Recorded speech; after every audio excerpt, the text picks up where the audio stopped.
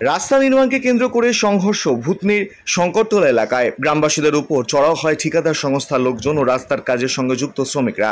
ঘটনায় দুজনকে মারধর করার পাশাপাশি দোকানে ভাঙচুর করা হয় এবং বাড়িতে চলে ইট পাটকেল।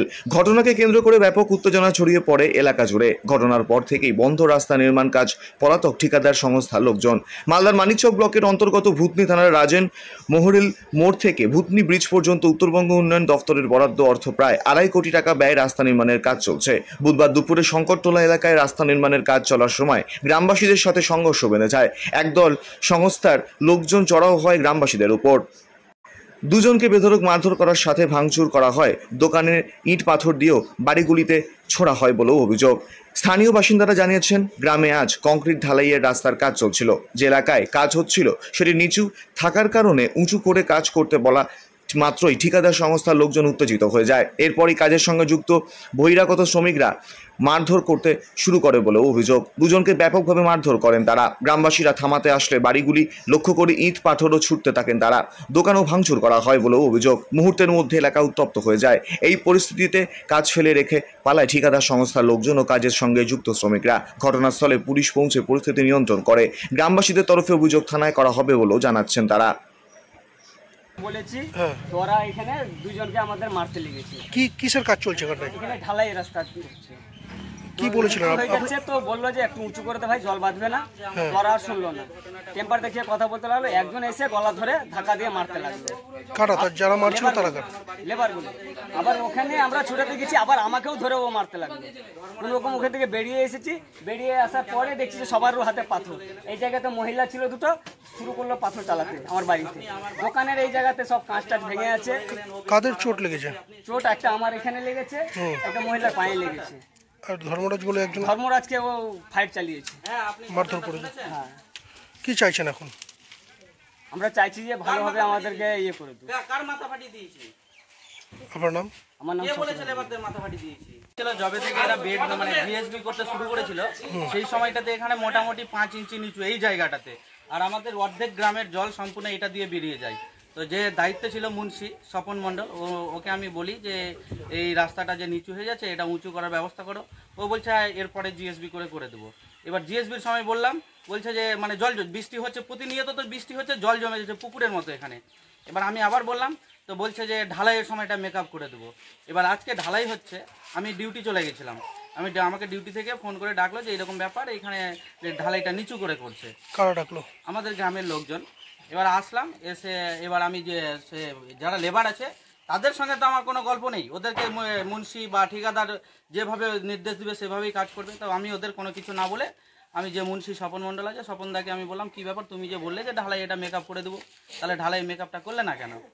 তো ও বলছে যে ঠিক আছে আমি ওদের বলছি। এবার ওই কিন্তু ওদের বলছে যে তো নিচুর দিকে কাঠটার নিচের দিকে পাথর দিয়ে দাও আর ঢালাইটা করো। এবার ওই মুহূর্তে এবার একজনকে কে বলেছে, ওদের লেবারের মধ্যে একজনকে কে বললো, তো ও গলা চেঁচিয়ে আওয়াজ করে মানে জোরে জোরে বলপূর্বক কথা বলছে। আমি বললাম এই দাদা চেঁচিয়ে কেন কথা বলছেন? এবার আমাকে ওরা বলছে যে তুমি আঙুল দেখিয়ে কথা কেন বলছো, আমাকে বলছে। আর তারপরেই ওদের লেবারের মধ্যে এসে আমাকে দুইজন ধরে নিল। দুইজনকে ধরে তারপরে সবটা লেবার মোটামুটি 15-20 জন ছিল, ওরা সবাই এসে আমাকে ওই ঘরের কাছে লাগিয়ে আমাকে সবাই মেরেছে। কজনকে মারা হয়েছে? আমাকে মেরেছে, আর তারপরে আমাকে ধরার জন্য আমার কাকু এসেছিল, আমার কাকুকেও মেরেছে। তারপর আর একটা ভাই আছে, ওই ভাইকেও মেরেছে। আমাদেরকে মারার পরে কি কারণে মারধর? ওই যে আমরা যে ওটা বলছিলাম, মুন্সিকে বলছিলাম উঁচু করে ঢালাই করার জন্য, যে নিচু হয়ে যাচ্ছে এটা। আমরা অনেক দিন থেকে শিডিউল দেখতে চেয়েছি, শিডিউলও এখন পর্যন্ত দেখাইনি। তারপরেও আমরা কোনো রকম বাধা সৃষ্টি করিনি, এই রাস্তা নিয়ে আমরা কোনো রকম বাধা সৃষ্টি করিনি। আমাদের প্রথমে আমাদের হাত নিয়ে মেরেছে, তারপরে এই যে ইট পাথর সব ছুড়েছে। ইট পাথর এমনকি আমাদের গ্রামের মহিলাদের উপরেও ইট পাথর ছুড়েছে। বাড়ি ঘরে কি ভাঙচুর করা হয়েছে? হ্যাঁ, দোকান, আমার কাকুর দোকান ভাঙচুর করেছে। এবার আমাদের গ্রামের লোকজন সব জুটে গেল। এবার সমস্ত লোকজন জুটে গেল, অন্য গ্রামের ছেলে এসে আমাদেরকে মেরে দিল। তো আমাদের গ্রামের লোকজনের অটোমেটিক্যালি রাগ উঠবে, সেই সূত্রে ওদেরকে কয়েকজন মিলে মেরেছে। এবার কারা মারধর করেছে? এটা লেবার, ওই যে আমাদের ঢালাইয়ের যে কন্ট্রাক্টরের লেবার যারা আছে ঢালাইয়ের, সেই ঢালাইয়ের লেবারগুলোই মেরেছে। কোথাকার এই লেবারগুলো? এরা শুনছি বাইরের আছে সব। তার সত্ত্বেও মারলো। আপনারা কি কোথাও কমপ্লেন করেছেন? না, আমরা এখন পর্যন্ত কমপ্লেন, আমরা মুন্সি যে আছে তা ও তো সবকিছুই দেখেছে, যে ওদের মুন্সি ও A to Z দেখেছে, সমস্ত ঘটনা ও দেখেছে, ও ছিল কাজের দায়িত্বে। এই রাস্তার কাজটা কি ফান্ড থেকে হচ্ছে জানা আছে? হ্যাঁ, NBDD কাজ কি ঠিকঠাক হচ্ছে? কাজটা একদম ঠিকঠাক হচ্ছে না, বালি তো মাটি মিক্সচার বালি দিয়ে কাজ করছে, সেগুলো নিয়েও আমাদের কোনো রকম অভিযোগ ছিল না। বলেছি আমরা চল গ্রামের রাস্তা আছে, শিডিউল মাফিক কাজ হচ্ছে না, আমরা ওইগুলোও বলেছি, ওইগুলো নিয়ে কোনো মাথা ব্যথা আমাদের তেমন ছিলও না। আমাদের মেনলি এই জায়গাটা নিচু হয়ে গেছে, ওকে আমরা বারবার অনুরোধও করেছিলাম ব্যাপারটা নিয়ে, যে আমরা জোর করে করবো সেটাও না, অনুরোধ করেছি। তারপরে এবার লেবারের সঙ্গে কোনো গল্প নেই, তারপরেও মানলো।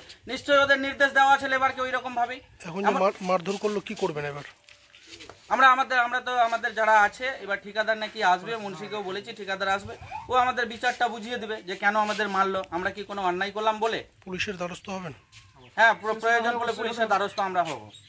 এমন পুলিশের দ্বারস্থ আমরা, আমার বাড়িতে এসে পুলিশ এসে থ্রেট দিয়ে গেল। কিন্তু আপনাদেরকে থ্রেট দিয়ে গেল? আমি তো ছিলাম না, আমি ডিউটিতে ছিলাম। আমি এখন ডিউটি থেকে বিটে বেরিয়েছি, আমি বিট থেকে এখানে আসলাম। কিসে কাজ করেন আপনি? আমি পোস্টাল ডিপার্টমেন্ট, পোস্টম্যান।